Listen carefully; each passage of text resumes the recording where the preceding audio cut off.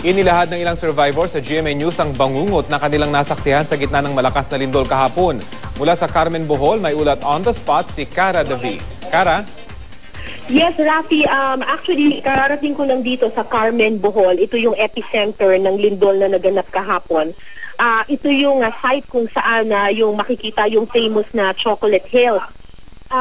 Yung viewing deck ng Chocolate Hills, gumuho na ito, Rafi. Wala nang makikita. Kaya sarado na ngayon ito doon sa mga turista. Pero at sa paglilibot namin, meron din kaming ilang nakitang mga burol, mga Chocolate Hills na gumuho rin mismo, yung mismong burol.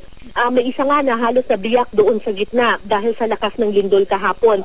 Samantala doon sa karatig na bayan nitong Carmen dito sa Bohol, yung Sagbayan Municipal, yung munisipyo ng Sagbayan ay talagang wala na, hindi na magagamit, Rafi, dahil talagang gumuho na yung mismong munisipyo.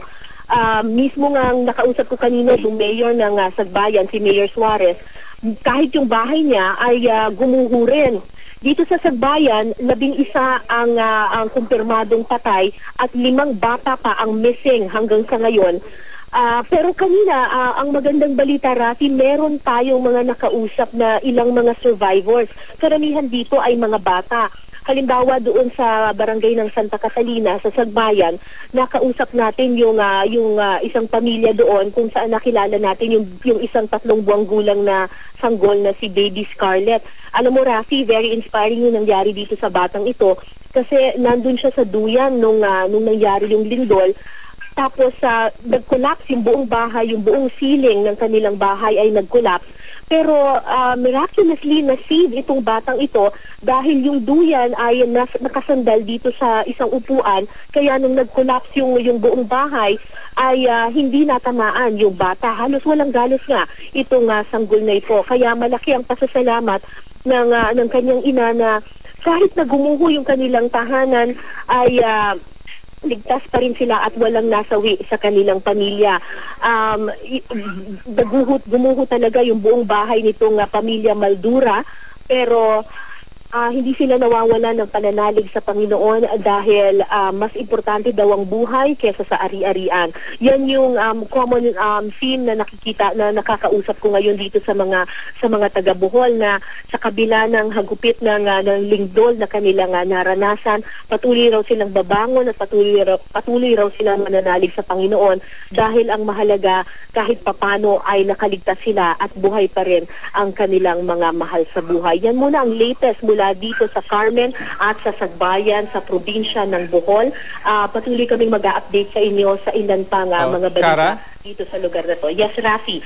Cara, nabanggit mo na yan nga yung naging sentro ng lindol at binabanggit nga rin ng T-Box na dyan yung epicenter sa Carmen. Pero tama ba na walang naitalang patay dyan sa bayan na yan? So far, dun sa mga nakakausap namin dito sa Carmen, yun nga, hindi sila ganun ka-badly affected compared doon sa mga karatig na mga munisipyo dito sa Bohol. Bagamat sila nga yung naitalang epicenter. Pero mamaya, hello, Rafi? Yeah, go ahead, Cara. Yeah. Okay. Pero mamaya, i-confirm natin para makakuha tayo ng official tally mula doon sa municipal mayor nila. Magtutungo kami doon mamaya. Pero ang una namin kasing dinaanan ay itong Chocolate Hills at saka yung simbahan ng Carmen. Nung nakita namin yung simbahan ng Carmen, kumpara doon sa mga nangyaring heritage churches sa Loon, sa Lubok, sa Luway at saka sa Baclayon, yung simbahan dito sa Carmen, may damage siya pero it's not badly damaged. At hindi rin ganun karami yung mga gumuhong tahanan dito sa Carmen. Kahit na ito nga yung sinasabing epicenter ng lindol.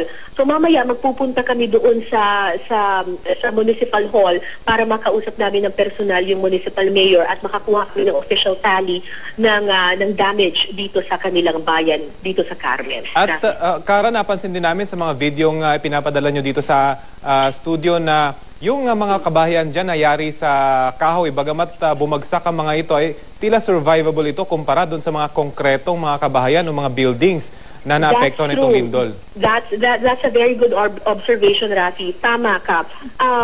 Yung talagang badly hit, dito sa katabi ng Carmen is Sagbayan, yung munisipyo ng Sagbayan. At ang nakita namin, halos lahat ng yung mga yari sa kahoy, katulad nung yung kinukwento ko sa iyo kanina na bahay nitong si Scarlett Maldura, yung baby na nakasurvive, gawa ito sa sa light materials, gawa sa kahoy. Pero yung mismong bahay ng mayor at yung malaking bahay sa tabi ng munisipyo na 2-story na bahay na konkreto, ito yung talagang bumagsak. At kanina nakausap pa natin yung isa sa mga may-ari kung saan yung isang malaking bahay dito na gawa sa konkreto ay 5 yung batang na nasawi doon sa loob at na-trap doon sa loob ng bahay. So mukhang ganun nga yung trend dito. Kung sino pa yung akala natin matibay yung bahay dahil gawa nga siya sa bato at saka sa konkreto, yun pa yung talagang nadaganan at doon pa nagkaroon ng mga casualties as far as yung bayan ng Sagbayan is concerned, Rafi. Okay, maraming salamat, Cara David, at mag-ingat kayo dyan.